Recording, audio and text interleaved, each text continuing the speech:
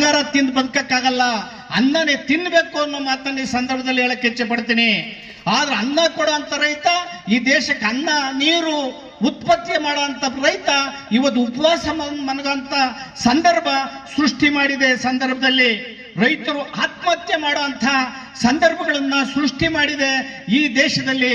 ಇಂಥ ಒಂದು ಸಂದರ್ಭವನ್ನ ನಾವೆಲ್ಲರೂ ಕೂಡ ಒಟ್ಟಾಗಿ ಒಗ್ಗಟ್ಟಿನಿಂದ ಎದುರಿಸಬೇಕು ಅನ್ನೋ ಮಾತನ್ನ ಈ ಸಂದರ್ಭದಲ್ಲಿ ಹೇಳಕ್ಕೆ ಇಚ್ಛೆ ಪಡ್ತೇನೆ.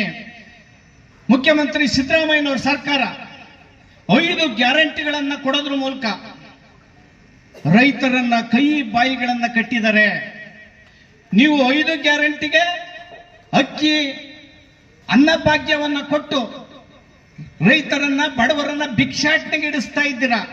ನೀವು ಅವ್ರಿಗೆ ಭೂಮಿಯನ್ನ ಕೊಡಿ, ಅವ್ರಿಗೆ ಪರಿಕರಗಳನ್ನ ಕೊಡಿ, ಅವ್ರು ಬೆಳೆದ ಬೆಳೆಗೆ ಮುಕ್ತ ಬೆಲೆಯನ್ನ ಕೊಡಿ, ಅವ್ರಿಗೆ ಶ್ರಮವನ್ನ ಬೆಲೆ ಕೊಟ್ರೆ ನಿಮ್ಗೆ ಅವರು ಲೆವಿ ರೀತಿಯಲ್ಲಿ ಭತ್ತ ರಾಗಿಯನ್ನು ವಾಪಸ್ ಕೊಡ್ತಾರೆ ನಿಮ್ಮ ಸರ್ಕಾರಕ್ಕೆ ಅನ್ನೋ ಮಾತನ್ನ ಈ ಸಂದರ್ಭದಲ್ಲಿ ಹೇಳಕ್ಕೆ ಇಚ್ಛೆ ಪಡ್ತೇನೆ.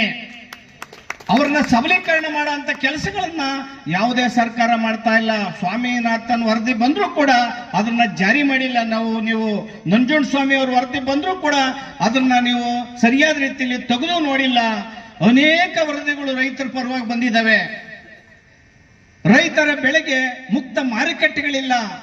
ಆದ್ರೆ ರೈತರು ಒಗ್ಗಟ್ಟು ಆಗದ ಹೋದ್ರೆ ಈ ದೇಶದಲ್ಲಿ ರೈತರು ಮತ್ತಷ್ಟು ಕನಿಷ್ಠ ಸ್ಥಿತಿಗೆ ಹೋಗಬೇಕಾಗ್ತದೆ. ಇವತ್ತೇನು ನಂಜುಂಡಸ್ವಾಮಿ ಅವರ ಹೋರಾಟ, ಪುಟ್ಟಣ್ಣಯ್ಯರ ಹೋರಾಟ, ಆ ನಂತರ ಏನಾದರೂ ರಾಜ್ಯದಲ್ಲಿ ಏಕೈಕ ಒಬ್ಬ ರೂವಾರಿ ರೈತರ ಸಮಸ್ತ ನಾಡಿನ ಒಡೆಯ ಇದ್ದಾರೆ ಅಂದ್ರೆ ಅವರು ಕೋಡಿಹಳ್ಳಿ ಚಂದ್ರಶೇಖರ್ ಅವರ ಸಂದರ್ಭದಲ್ಲಿ ಹೇಳಕ್ಕೆ ಇಚ್ಛೆ ಪಡ್ತೀನಿ. ಕೋಡಿಹಳ್ಳಿ ಚಂದ್ರಶೇಖರ್ ಅವರ ಹಿಂದೆ ನಾವೆಲ್ಲರೂ ಕೂಡ ಹೆಗಲಿಗೆ ಹೆಗಲು ಕೊಟ್ಟು ನಾವು ನಿಮ್ಮ ಜೊತೆ ನಿಲ್ತೇವೆ ಭದ್ರವಾಗಿ ಅನ್ನೋ ಮಾತನ್ನ ಈ ಸಂದರ್ಭದಲ್ಲಿ ಕೋಡಿಹಳ್ಳಿ ಚಂದ್ರಶೇಖರ್ ಅವರ ಸಂಘಟನೆ ಮತ್ತು ಅವ್ರ ಹೋರಾಟಕ್ಕೆ ನಾವು ಮುಕ್ತವಾಗಿ ದಲಿತ ಸಂಘರ್ಷ ಸಮಿತಿ RPI ಬೆಂಬಲವನ್ನು ಈ ಮೂಲಕ ವ್ಯಕ್ತಪಡಿಸ್ತಾ ಇದ್ದೇವೆ.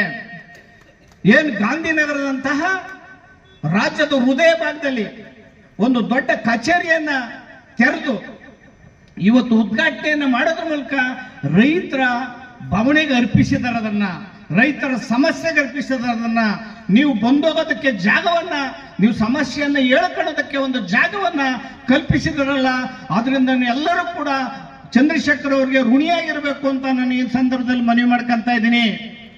ಆದ್ರೆ ದೊಡ್ಡ ದೊಡ್ಡ ಮಾಧ್ಯಮಗಳು ಇವತ್ತು ಸಾಮ್ರಾಜ್ಯಶಾಹಿಗಳಾಗಿದ್ದಾವೆ. ಮಾಧ್ಯಮಗಳು ಒಂದು ವ್ಯಾಪಾರದ ಸ್ಥಳಗಳಾಗಿದ್ದಾವೆ. ಸರ್ಕಾರ ರಿಯಲ್ ಎಸ್ಟೇಟ್ ಆಗಿದೆ.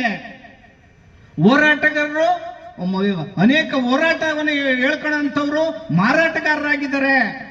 ಆದ್ದರಿಂದ ಅತ್ಯಂತ ಪ್ರಾಮಾಣಿಕವಾಗಿ ನಿಷ್ಠೂರತೆಯಿಂದ ನೇರವಾಗಿ ಮಾತಾಡುವಂತ ನೇರ ನುಡಿಯ ಸರ್ದಾರ, ರೈತರ ಒಡೆಯ ಚಂದ್ರಶೇಖರ್ ಅವರು. ಆ ಕಾರಣದಲ್ಲ ಅತ್ಯಂತ ಇತಿಹಾಸದ ದಾಖಲು ಮಾಡುವಂತ ಅನೇಕ ಹೋರಾಟಗಳನ್ನು ಅವರು ಮಾಡಿದ್ದಾರೆ. ಅವ್ರ ಜೊತೆಗೆ ನಾವಿದ್ದೇವೆ. ರೈತರ ಸಮಸ್ಯೆಗಳು ಅನೇಕ ತೆರನಾದ ಸಮಸ್ಯೆ ಇದೆ. ಇವತ್ತು ರೈತ ಜನಕ್ಕೆ ಉಣಬಡಿಸುವಂತ ರೈತ ಹಸ್ಕೊಂಡಿದ್ರು ಕೂಡ ಅನ್ನವನ್ನ ಕೊಡುವಂತ ರೈತ ಇವತ್ತು ಕ್ಯೂನಲ್ಲಿ ನಿಂತ್ಕೊಂಡು ಕೂಲಿಯ ಕಾಳನ್ನ ತಗೊಳ್ಳಂತ ಸ್ಥಿತಿನಲ್ಲಿ ಸಾಲದ ಬಾಧೆಯಿಂದ ಆತ್ಮಹತ್ಯೆ ಮಾಡ್ಕೊಳ್ಳೋಂಥ ಸ್ವಾಭಿಮಾನದ ಆತ್ಮಹತ್ಯೆಗಳೇನಿದೆ, ಸಿದ್ದರಾಮಯ್ಯ ಸರ್ಕಾರದಲ್ಲಿ ಆತ್ಮಹತ್ಯೆಗಳು ಕೂಡ ಬೆಳಕಿಗೆ ಬರ್ತಾ ಇಲ್ಲ. ರೈತರಿಗೆ ಒಂದು ವಿಶೇಷವಾದಂತ ಬಜೆಟ್ ಮಂಡಿಸುವಂತಹ ಒಂದು ಮನಸ್ಥಿತಿ ಕೂಡ ಈ ಸರ್ಕಾರಗಳಿಗಿಲ್ಲ. ಮುಂದಿನ 10 ಬಜೆಟ್ಗಳಲ್ಲೂ ಕೂಡ ವಿಶೇಷ ಬಜೆಟ್ ಅನ್ನ ಮಂಡಿಸಿದ್ರು ಕೂಡ ರೈತರ ಸಮಸ್ಯೆ ಹಾಗೆ ಉಳಿತದೆ. ರೈತರ ಜಮೀನುಗಳಿಗೆ ನೀರಿಲ್ಲ, ಹನಿ ನೀರಾವರಿಗಳಿಲ್ಲ, 3 ಫೇಸ್ನ ವಿದ್ಯುತ್ ಇಲ್ಲ. ರೈತರು ಒಂದ್ ಕಡೆ ಬೆಳೆಯನ್ನೇ ಬೆಳೆದ್ರೆ, ಇವತ್ತು ಟೊಮೊಟೊ ಬೆಳೆದ್ರೆ, ಬದನೆಕಾಯಿ ಬೆಳೆದ್ರೆ, ಆಲೂಗೆಡ್ಡೆ ಬೆಳೆದ್ರೆ, ಈರುಳ್ಳಿ ಬೆಳೆದ್ರೆ ಆ ಸೀಸನ್ ನಲ್ಲಿ ಅವ್ರ ಬೆಳೆಗೆ ಬೆಲೆನೇ ಇಲ್ದಂಗಾಗಿದೆ. ಅವರು ಉತ್ಪತ್ತಿ ಮಾಡುವಂತ ಹೈನುಗಾರಿಕೆಗಳು ಹಾಲುಗಳಿಗೆ ಬೆಲೆ ಇಲ್ದಂಗಾಗಿದೆ. ಆದ್ದರಿಂದ ಯಾವ ಬದುಕನ್ನ ಕಟ್ಕೊಂಡ್ರು ಕೂಡ ರೈತರ ಮಕ್ಕಳು ಇವತ್ತು ನಾನು ರೈತನ ಮಗನಿಗೆ ಹೆಣ್ಣು ಕೊಡ್ಲಿಲ್ಲ ಅಂತ ಆತ್ಮಹತ್ಯೆ ಮಾಡ್ಕೊಳ್ಳುವಂತ ಸ್ಥಿತಿಗಳು ಬಂದಿದೆ. ಈ ರಾಜ್ಯದಲ್ಲಿ ಅನೇಕ ಈ ದೇಶದಲ್ಲಿ ಆವಿಷ್ಕಾರಗಳಾಗಿದೆ. ಜಾಗತೀಕರಣ, ಖಾಸಗೀಕರಣ, ಉದಾರೀಕರಣದಿಂದ ದೊಡ್ಡ ದೊಡ್ಡ ಮಹಲ್ಗಳು ಬಂದಿದ್ದಾವೆ. ವಿದೇಶದ ರಿಯಲ್ ಎಸ್ಟೇಟ್ಗಳು, ಹಣವಂತರು, ಸಾಮ್ರಾಜ್ಯಶಾಹಿಗಳು, ಕಾರ್ಖಾನೆಗಳು, ಕೈಗಾರಿಕೋದ್ಯಮಿಗಳು ಬಂದಿದ್ದಾರೆ. ರೈತರ ಭೂಮಿಗಳನ್ನ ಖರೀದಿ ಮಾಡಿ ಮಾರುಕಟ್ಟೆಗಳನ್ನ ಆರಂಭ ಮಾಡ್ತಾ ಇದ್ದಾರೆ. ರೈತರ ಭೂಮಿಯನ್ನ ಕಿತ್ಕೊಂಡು ರಸ್ತೆಗಳನ್ನ, ರೋಡ್ಗಳನ್ನ, ಮಹಲುಗಳನ್ನ ಮತ್ತು ಅವರ ಜಮೀನನ್ನು ಸ್ವಾಧೀನಪಡಿಸಿಕೊಂಡು ಅವರನ್ನ ಬೀದಿಗೆ ಹಾಕೋಣಂತ ಪರಿಸ್ಥಿತಿ ಬಂದಿದೆ. ಆದ್ದರಿಂದ ರೈತರು ಒಗ್ಗಟ್ಟಾಗದ ಹೋದ್ರೆ ಅವ್ರ ಭೂಮಿಯನ್ನ ಅಷ್ಟೇ ಅಲ್ಲದೆ ಅವ್ರ ಬದುಕನ್ನ ಕಳ್ಕೋಬೇಕಾಗ್ತದೆ. ಆ ಕಾರಣದ ರೈತರ ಒಗ್ಗಟ್ಟು ಅತ್ಯಂತ ಮುಖ್ಯ. ಅತ್ಯಂತ ಎಷ್ಟೇ ಸಂಕಷ್ಟ ಇದ್ರೂ ಕೂಡ ರೈತರು ಒಗ್ಗಟ್ಟು ಪ್ರದರ್ಶನ ಮಾಡಬೇಕು. ಒಂದೇ ಸಂಘಟನೆ, ಸಮಷ್ಟಿಯಾಗಿ ಚಂದ್ರಶೇಖರ್ ಅವರ ಒಟ್ಟಿಗೆ ನೀವೆಲ್ಲರೂ ಕೂಡ ಕಲಿತು ಒಟ್ಟಾಗಿದ್ರೆ ರೈತರ ಬದುಕನ್ನ, ನಿಮ್ಮ ಮಕ್ಕಳ ಭವಿಷ್ಯವನ್ನ ಉಳಿಸ್ಕೋಬಹುದು ಅನ್ನೋ ಮನಸ್ಸನ್ನ ಹೇಳೋದ್ರ ಮೂಲಕ ಈ ಹೋರಾಟಕ್ಕೆ ನಾವೆಲ್ಲರೂ ಕೂಡ ಒಟ್ಟಾಗಿ ಮುಂದಿನ ದಿನಗಳಲ್ಲಿ ಒಂದು ರಾಜಕೀಯ ಶಕ್ತಿಯಾಗಿ ಬೆಳೆಯೋದಕ್ಕೆ ನಾವೆಲ್ಲನೂ ಕೂಡ ನೀವು ಬೆಂಬಲಿಸಬೇಕು.